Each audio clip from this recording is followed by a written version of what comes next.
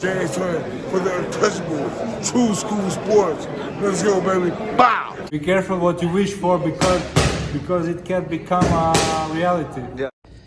The untouchable True School Sports Empire, and listen, y'all know the rest. I want to just get right into it. You know, I was out and about last night here in Las Vegas, so I didn't get a chance to really watch the Tszyu Bakhram fight. But man, when I checked my phone and I had seen what happened to Tszyu, I said, wow. I mean, absolutely just wow. First and foremost, a huge congratulations has to go out to Bakhram Murtazaliev. You know, a lot of people wrote him off. A lot of people were calling him the weakest champion in the division. And he put on an absolute star-making performance at the highest order. So much congratulations goes out to him. I always say it many times in boxing, and you guys will always, boxing fans will complain about certain matchups when a guy is not a big name, when a guy is not high profile. And then things like this can happen because it's boxing. It's the theater of the unexpected. You never know really and truthfully what's going to happen fight to fight. They fight the fights for a reason, and it doesn't matter what a guy's reputation is going in. It doesn't matter what type of hype they have. At the end of the day, it's just two men with boxing gloves fighting, throwing punches, right? And, you know, I remember when I watched film on Bakhram, because I did prepare and I did watch some film on him before this fight. One thing that jumped out the page was his punching power, was his physical strength. But then when I watched the Jack Colque fight, you know, the punch power was still, you know, very respectable, but it wasn't like Jack Colque stood up to his power pretty well. So I was under the impression that, you know, Tszyu was going to stand up to his power pretty well. And boy, was I wrong, and boy, was a lot of other people wrong. 6 knockdowns and was it 3 rounds? Unbelievable stuff in Bakhram, and really heartbreaking stuff for Tszyu, because look at Tszyu, look how quickly his career has changed. You know, he went from being a guy that was undefeated, you know, being one of the stars of PBC, really on track for big things. You know, in hindsight now, if the Keith Thurman fight would have happened, you know, we could leave that to the imagination, but, you know, it would have been a safer fight than the 2 fights he took against Fundora and Bakhram in hindsight, which is always 2020. But it didn't happen, and he took tough fights, and I'll have a video on Tszyu later on, because I wanted to talk about him in particular in regards to, like, you know, him actually taking fights, not being like the Terrence Crawfords of the world who sit on Twitter and tweet and fight once a year and don't give the boxing fans really anything and want to be praised for everything. So we'll talk about that later on. But yeah, I said in my breakdown, I said, you know, the only way I think Tszyu will lose his fight is if he can't stand up to the power, and he could not stand up to the power for very long. And I thought that regardless whether it was Tim or whether it was Bakhram, I thought that this fight wasn't going to go 12 rounds. I mean, Bakhram, too explosive, too strong. Tim, too explosive, too strong. Neither one of them is exactly Pernell Whitaker or Marlon Starlin or James Toney with their defense.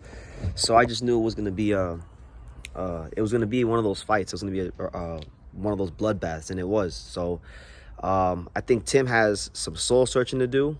Because really and truthfully, like, I think it was, I can't remember if it was the second round or the third round, but he got hit, and then he reached for the middle of his head where the Fundora cut was, and he thought he was cut when he wasn't cut. So he still has some PTSD from that cut, and it never fully recovered. And yeah, it's boxing, you know, these things can happen. Fights may look a certain way on paper, and then you get in the ring and it's not quite like that. That's why when these guys do win fights, you gotta celebrate them, you gotta applaud them, you gotta not diminish their accomplishments, because it's very hard. And, you know, from the Bakhram side of things, this is a guy that I was reading, and I've seen over the years too.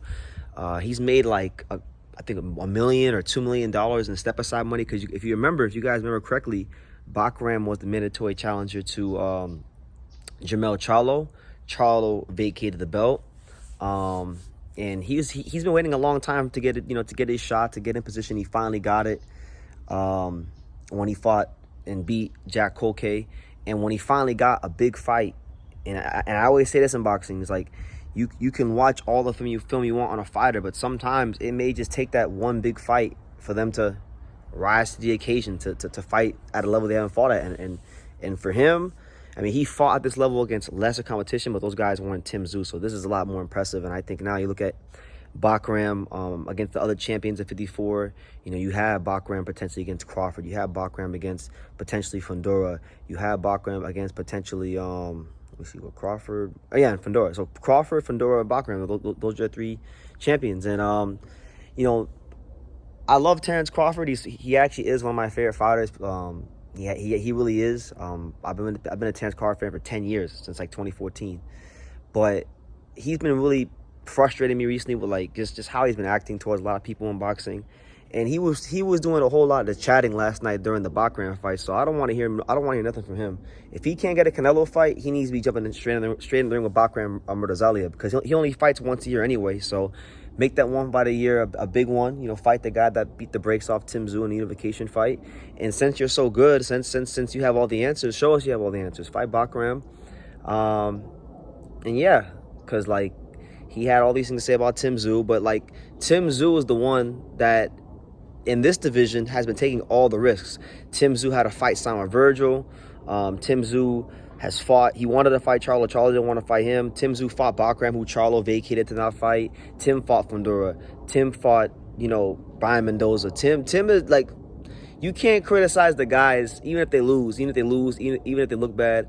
You can't criticize the guys that are taking on the challenges. You can't, you know, and fighting the guys in the division, and then big up the guys who fight once a year and fight opponents that nobody really cares about, like seeing them fight. Like, let's be honest. Like, I know everyone wants to rationalize Madrimov being this great Uzbek amateur and how he was a great opponent, but really before Madrimov fought Crawford, nobody cared. He was a less than 10 fight professional fighter, and yeah. So I'll never like. Yeah, Tszyu has some soul searching to do, and he has got some things he got to correct, but he's done the right things by boxing as far as fighting the right guys, fighting the big names, you know. And you'll never hear a bad word out of me about Tszyu. Now, maybe his team, they got to do some searching. They got to go ahead and figure out why the hell, you know, just figure out how to get the best out of Tim, because he's clearly not himself after the Fundora fight, and I think part of that too is Bakhram is better than we all thought. I think it's time to give Bakhram some credit. This is a guy in Bakhram that had to sit patiently and wait his turn and wait for guys to fight for undisputed and belts to change hands, and you know, he had to, you know, so let's give him his just due. I don't give a damn. Honestly, I'll say it like this. Fundora beat Tszyu, right? And Crawford beat Madrimov. But in my opinion, after last night's performance, I don't give a damn what Terrence Crawford accomplished in other weight classes. He's a great fighter. I like him. But Madrimov, to me, was never a guy that I overly rated highly. He beat Magomed fucking Kurbanov, who's not that good.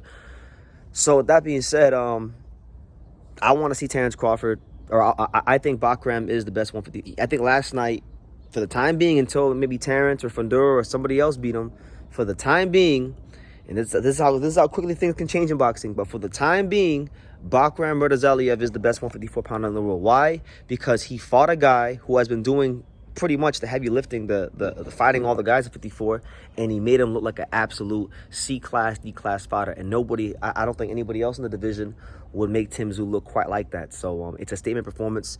That's the great thing about boxing, is like as fights happen and as fighters get a chance to prove themselves on that big stage, we get new information. And boxing is very fluid. It's a very ever-changing landscape, and it's beautiful. I love when, even if I like Tszyu and I'm a little upset for him that he lost, I love when things like this happen, because it's like, damn, we really don't know shit about boxing, which I like. I like when I literally prepare for a fight, I watch the film study, I think I know what I'm watching, and then I watch the fight, and I say, damn, I didn't quite know what I was watching. That's why I watch the sport. I don't watch it. How boring would boxing be if we all knew the outcome to everything? If we all knew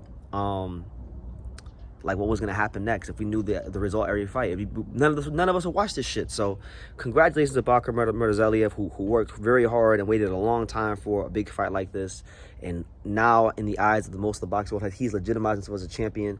I think Terrence Crawford should shut the hell up and fight him. If he's got all these answers and he wants to tweet about what Tim didn't do or wouldn't do, and I think Terrence should honestly just be quiet and go fight Bakhram. You know, when he comes off of his 10-month sabbatical and he gives us his one fight a year, he should go fight Bakhram. So I'll leave it at that. You guys can let me know what you think.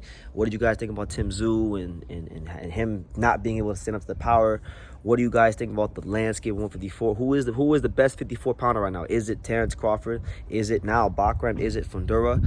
Or maybe is it somebody else? Is it Boachuk? Is it Virgil? Who do you guys think the best 54-pounder in the world is?